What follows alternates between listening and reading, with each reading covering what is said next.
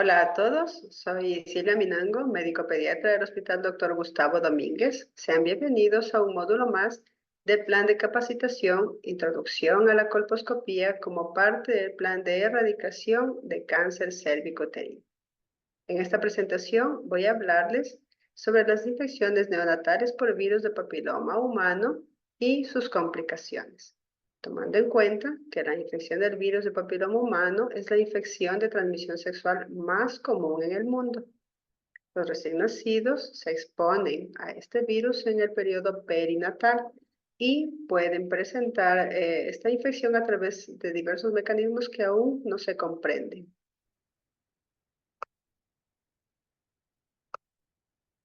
En este módulo vamos a revisar los tipos de transmisión, la prevalencia y los factores de riesgo y su complicación más frecuente, que es la papilomatosis laringea recurrente.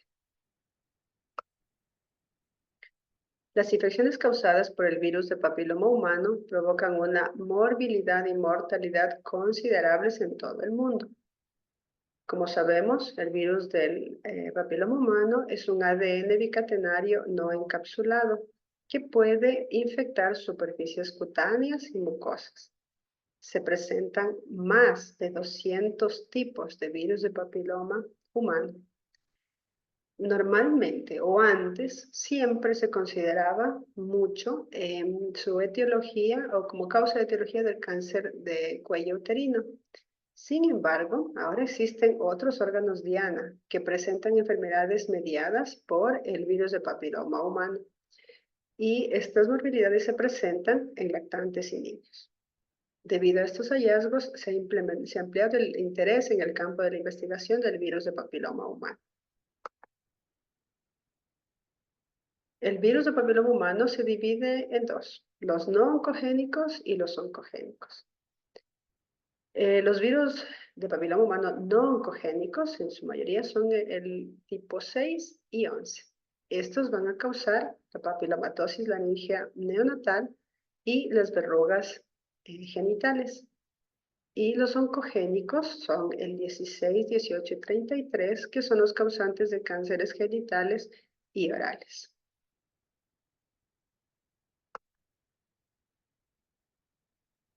Las vías de transmisión del virus de papiloma humano en su mayoría son por contacto sexual, pero también contamos con la transmisión vertical y la transmisión horizontal en los niños más grandes y en este módulo vamos a revisar la transmisión vertical.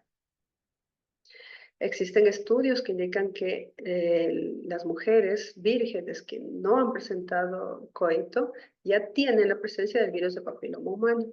Además, hemos observado bebés con lesiones laringeas y anogenitales al nacimiento inducidas por el virus de papiloma humano, lo que nos conlleva a pensar en la transmisión intrauterina de este virus.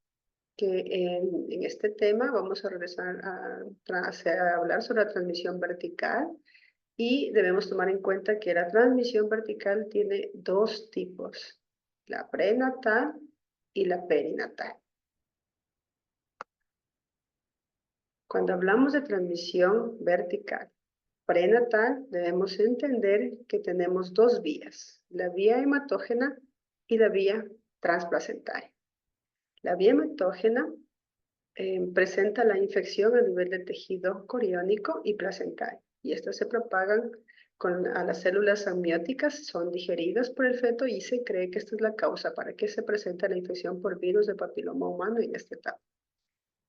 La infección transplacentaria del virus de papiloma humano ocurre por vía ascendente, a diferencia de la hematógena. Entonces ahí relacionamos las lesiones intraepiteliales a nivel cervical de las mujeres embarazadas y el ADN del virus de papiloma humano que encontramos en el líquido amniótico y en el cordón umbilical.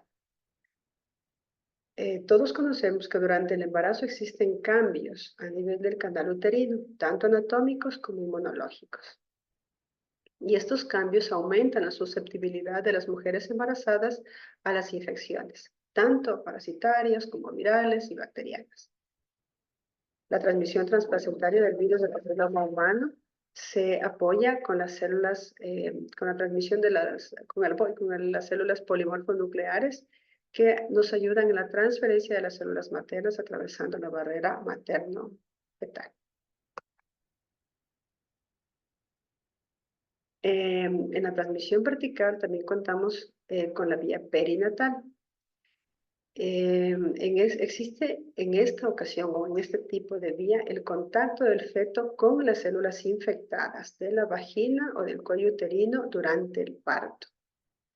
Así lo demuestra el estudio de Freiras en el 2013, quien demuestra la existencia de mayor tasa de detección del virus de papiloma humano entre los recién nacidos por parto vaginal en el 51.4%. A diferencia de los nacidos por cesárea que correspondían en este estudio al 27.3%. Además, una mayor incidencia de papilomatosis respiratoria juvenil después del parto prolongado más de 10 horas. Ahora, no quiere decir que el parto por cesárea sea una protección para no infectarnos de virus de papiloma humano, porque ya comprendimos antes que existe una vía prenatal en la que el feto se puede ya infectar del virus. Tenti también realizó un estudio en el cual se observa una baja potencia de transmisión viral a la mucosa orofaringea del recién nacido en las madres que no contaban con cambios en la colpocitología oncótica y no contaban con verrugas genitales, es decir, que no tenían la enfermedad activa durante su embarazo. Se debe tomar en cuenta que la opinión que el parto sea un proceso de mayor infección que la cesárea es todavía controversial en la transmisión del virus del papiloma humano. Y en raras ocasiones sí se indica la cesárea cuando contamos con mujeres que tienen verrugas genitales que causan obstrucción del canal del parto o en los casos en que en el parto se puede provocar un sangrado excesivo debido a la laceración de las lesiones verrugosas que presentan las madres. La tasa de transmisión vertical del virus de papiloma humano registra también cambios muy variables, probablemente debido a la naturaleza heterogénea de varios estudios. Entonces, uno de ellos es el de Ijona, que lo realizó en el Hospital Universitario Materno Infantil de Jaén, en España, en el 2022. Este autor tomó 90 recién nacidos por vía vaginal cuyas madres portaban el virus del papiloma humano en el tracto genital inferior en el momento del parto.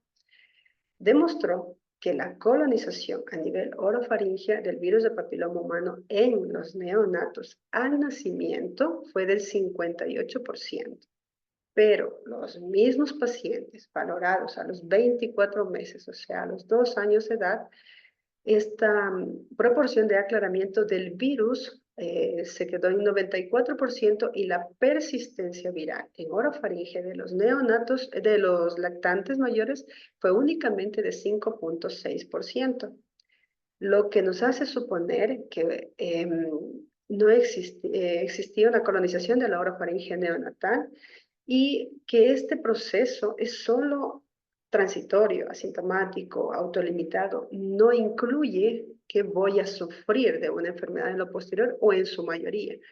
Pero ese 5.6% de esos pacientes que sí persisten con la carga, con el proceso viral a nivel de orofaringe, son los que presentan las complicaciones que ya veremos en lo posterior. Otro estudio realizado por Smith en el 2010 en el Departamento de Ginecobstetricia y Epidemiología de la Universidad de Iowa en Estados Unidos tomó 333 mujeres. Estas mujeres embarazadas tenían análisis positivos para papilomavirus en muestras cervicales, en muestras orales, en serología periparto. Y él tomó las muestras de los mismos neonatos de las mismas 333 mujeres y estos 333 recién nacidos a las 42 horas cuando se tomó la muestra en vía aérea solo se evidenció una positividad para papiloma humano, para virus de papiloma humano entre el 1 y 5%.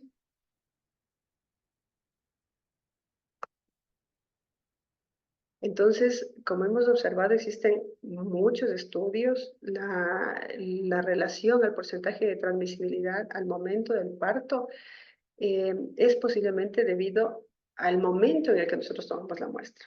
Entonces, el primer estudio lo tomó al nacimiento y repitió a las 24 horas. El último estudio lo tomó a las 42 horas. Entonces, podría entenderse de que se trata de inoculación del virus de orofaringe neonatal en lugar de infección al nacimiento, especialmente en aquellos que tomamos de aspirado nasofaringeo. Existe otro estudio, el Heritage, realizado en Canadá en el 2016, en el que también ratifica la presencia del virus de papiloma humano en orofaringe. Y en estas muestras que ellos tomaron en orofaringe y en cordón umbilical, el virus de papiloma humano más frecuente en los neonatos fue el 16. A diferencia de los otros que habíamos dicho al inicio que tenía con mayor posibilidad la infección del virus 6 y 11. Con todo, les dejo el link del estudio en las diapositivas.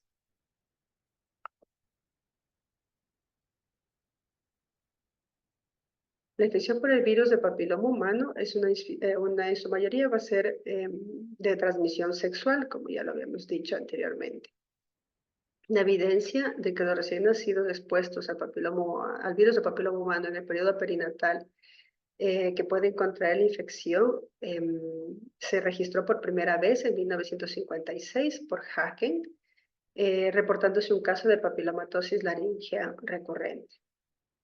Posteriormente, varios estudios respaldan la confirmación de la transmisión perinatal en diferentes mucosas, genital o oral, aunque no se comprende bien el modo de transmisión. Varios estudios han informado tasas muy variables de infección en los recién nacidos, que oscilan entre el 5 hasta el 79% entre los bebés de un día de nacido, siendo positivos esto para infección de virus de papiloma humano durante el embarazo. Por lo que al momento nosotros no contamos con datos a nivel mundial que sean fiables de esta infección al momento del parto y tampoco contamos con datos a nivel local.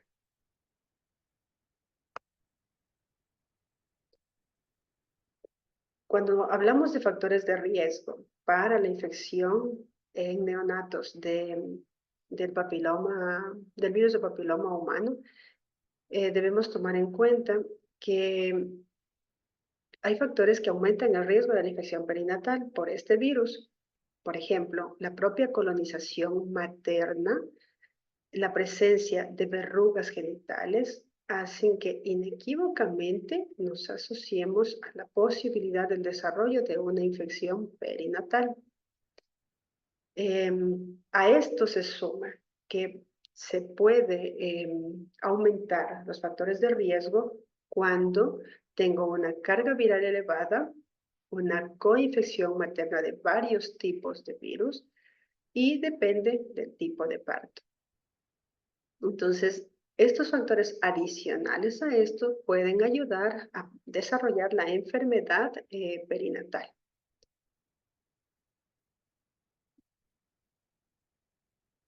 Los datos, como dijimos antes, es un poco controvertido, pero debemos tomar en cuenta que además de esto, hay una adquisición la adquisición de la severidad de la patología provocada por el virus de papiloma humano también se puede relacionar con otros factores, con la etnia, con los alelos para leucocitos específicos de la clase 2 o el serotipo viral que es el que coloniza a nivel de orofaringe. Entonces, existen varios factores que pueden determinar la posibilidad de que exista una enfermedad perinatal por el virus de papiloma humano.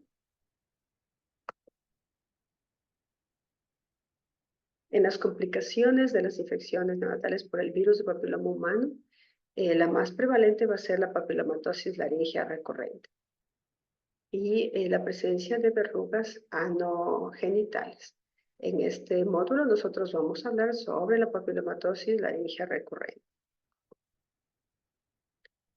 La papilomatosis laringea recurrente, también conocida como papilomatosis respiratoria recurrente, es una neoplasia mesenquimal benigna de la laringe, más común en los niños.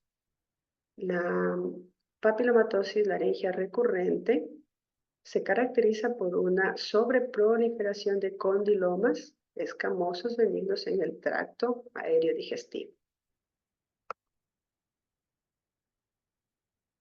La papilomatosis laringea recurrente presenta dos tipos de frecuencia, la frecuencia juvenil y la frecuencia adulta. El modo de transmisión en el inicio de la juvenil se ha asociado estrechamente con la transmisión vertical durante el parto. Sin embargo, no se conoce exactamente cuál es la forma de contagio. Más del 90% de la papilomatosis laringea recurrente es causada por el virus de papiloma humano 6 y 11, que ya antes lo habíamos dicho. Y estos tomen en cuenta que son de bajo riesgo no oncogénicos. Muy raramente se pueden presentar por el virus 16 y 18 y como ya dijimos, la forma juvenil se va a relacionar mucho con la infección producida a nivel perinatal. No está claro todavía por qué solo unos niños presentan esta enfermedad y otros no. Entonces, se acusa que puede existir una susceptibilidad selectiva de esta enfermedad debido a algún defecto inmunológico congénito. Ya se ha descrito una mutación causal con ganancia en función en NLRP.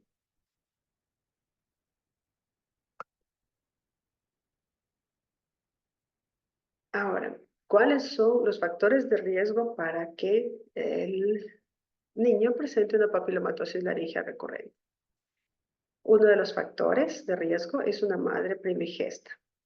¿Qué habíamos dicho antes? Que el virus de papiloma humano tiene más posibilidad de presentar una infección o un factor de riesgo cuando yo tengo más de 10 horas de labor de parto, y las primigestas pueden tener ese riesgo. Por ende, sus primogénitos. Y las mujeres que tengan verrugas genitales adquiridas recientemente también son parte de los factores para que puedan sus hijos tener papilomatosis laringea recurrente debido a la alta virulencia que pueden presentar.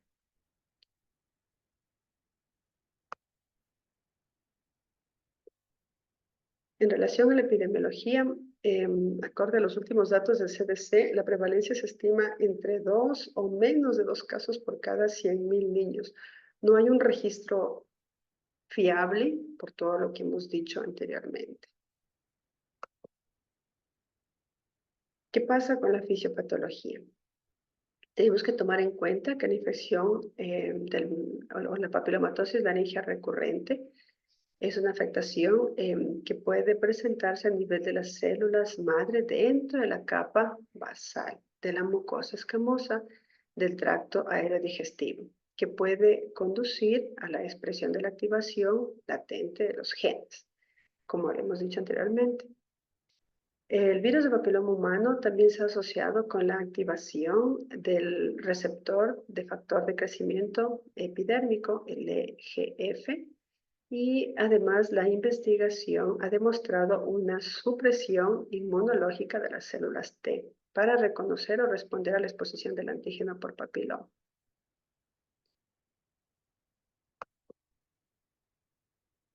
¿Qué vamos a encontrar o qué clínica nosotros tenemos que evidenciar o cuando nosotros sospechamos de un paciente pediátrico que pueda tener una papilomatosis laringea recurrente? Entonces, una de las claves es entender que si yo tengo un paciente con disfonía persistente progresiva, voy a sospechar de papilomatosis laringea recurrente. Si este se acompaña de estridor, es sospechoso y si hay una dificultad respiratoria mucho mayor. Entonces son tres cosas que yo voy a buscar en mi paciente pediátrico para poder hacer el diagnóstico diferencial y descartar una papilomatosis o sospechar de una papilomatosis laringea recurrente. Hay que tomar en cuenta que el 75% de los niños o de los pacientes que tienen esta enfermedad inician antes de los 5 años. Ahora, cuando nosotros hacemos la evaluación de estos pacientes, siempre debemos preguntar antecedentes. Por ejemplo, si estuvo sometido a intubaciones previas o repetidas, si existió antecedentes perinatales, cuándo iniciaron los síntomas, de qué forma progresó, si existió algún cambio de voz en algún momento de la vida o un traumatismo. Además, siempre vamos a tener que adicionar o preguntar si existió dificultades para alimentarse o si tiene antecedentes de rinitis alérgica o existe un abuso vocal, por ejemplo, en el canto o si sufre de reflujo.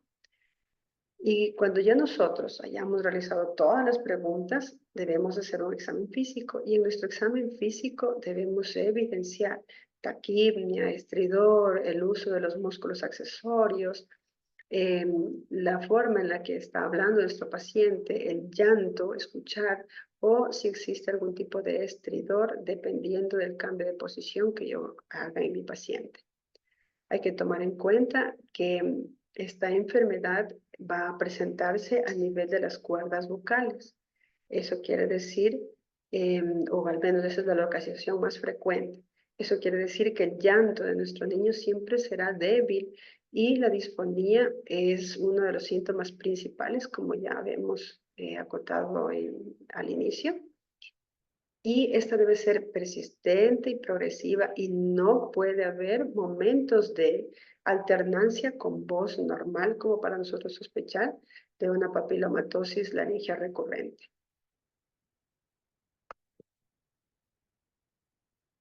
¿Cómo diagnostico? El diagnóstico se hace a través de una laringoscopía flexible con anestesia local.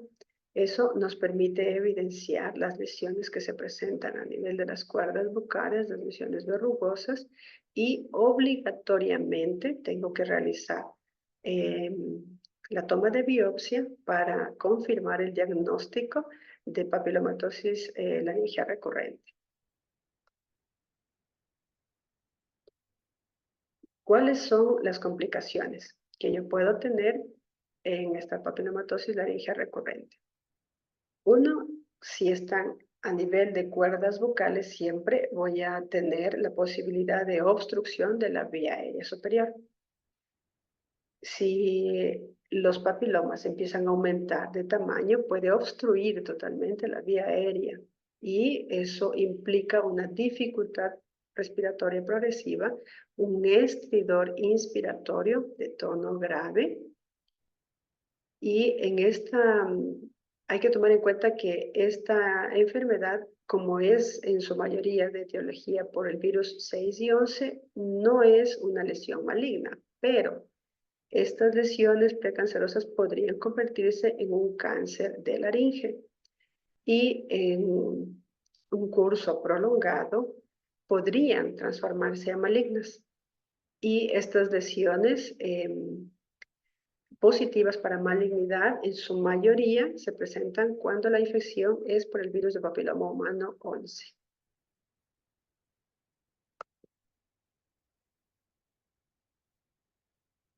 Ahora, ¿cómo tratamos la papilomatosis laringea recurrente? No existe un tratamiento curativo.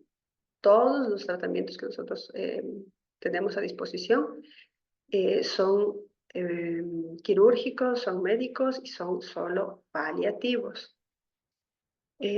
Cortex hizo un estudio para determinar cuál es la forma o de qué manera podemos tratar en mejor forma a los menores. Entonces, debemos tomar en cuenta que el tratamiento siempre va a ser lograr una vía aérea segura y una mejor calidad de voz del paciente.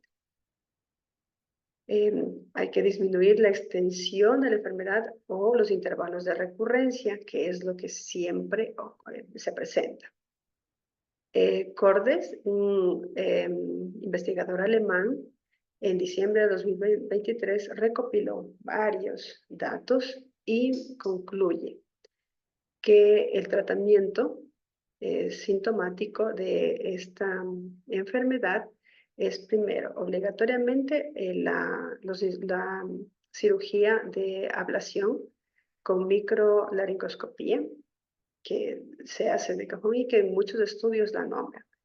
Pero en este estudio indicaban que se puede adicionar inmunomoduladores como bevacizumab y un anticuerpo VEGF que tiene una opción, una adición al tratamiento y que permite que se extienda el intervalo de recurrencias de la enfermedad, que es mejorar la calidad de vida de los pacientes.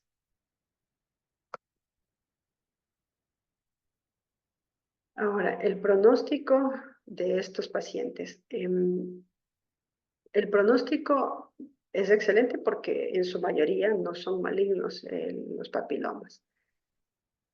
Sin embargo, hay una consecuencia fatal en caso de que no se traten, porque recuerden que existe una obstrucción a nivel de la vía aérea superior y la posibilidad, en baja probabilidad, pero sí la posibilidad de hacer una transformación maligna de la enfermedad.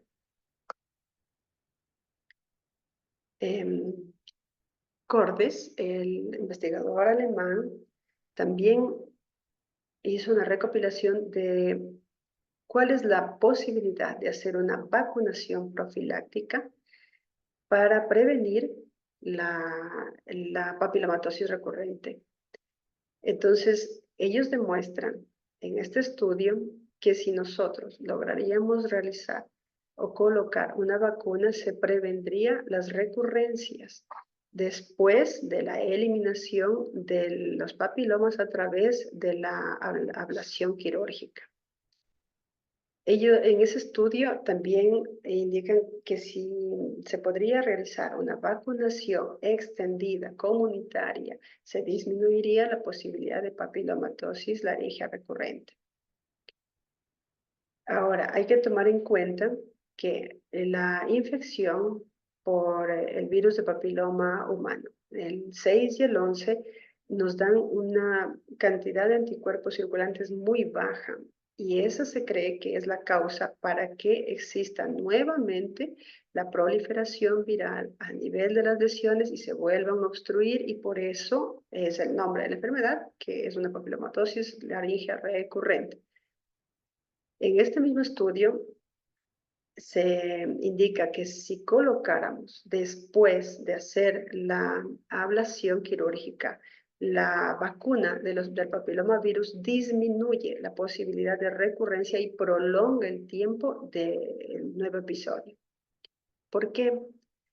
Porque primero, las vacunas estimulan a los anticuerpos neutralizantes de los virus contra la cápside L1 del virus. Además, induce altos niveles de anticuerpos específicos del antígeno de la vacuna y células auxiliares de CD4 específicas del antígeno de la vacuna en sujetos sanos y previene las nuevas infecciones. Por tanto, según los estudios actuales, la infección de bajo riesgo por virus de papiloma humano 6 y 11 como causa de papilomatosis laringea recurrente puede prevenirse mediante la vacunación profiláctica. Ante esto, debemos indicar que contamos con la vacuna polivalente, que está disponible desde el 2006 y se basa en la proteína principal de la cápside L1 de los 4 tipos de virus de papiloma humano, que es de 6, 11, 16 y 18. La otra vacuna, que fue aprobada en Alemania en el 2007, se basa en la proteína L1 de los subtipos 16, 18 del papiloma humano, y ahora contamos con la nueva vacuna que tiene 9 veces polivalente que incluye los serotipos, además de 6, 11, 18 y 16, los virus del papiloma humano 31, 33, 35, 52 y 58. Entonces, una de las cosas importantes es entender que si podemos prevenir o hacemos una profilaxis para evitar la infección o esta enfermedad que aunque sea en poca cantidad se presenta en los pacientes, pero tiene una mala calidad de vida, estaríamos ayudando en la calidad de vida de los pacientes. Muchas gracias.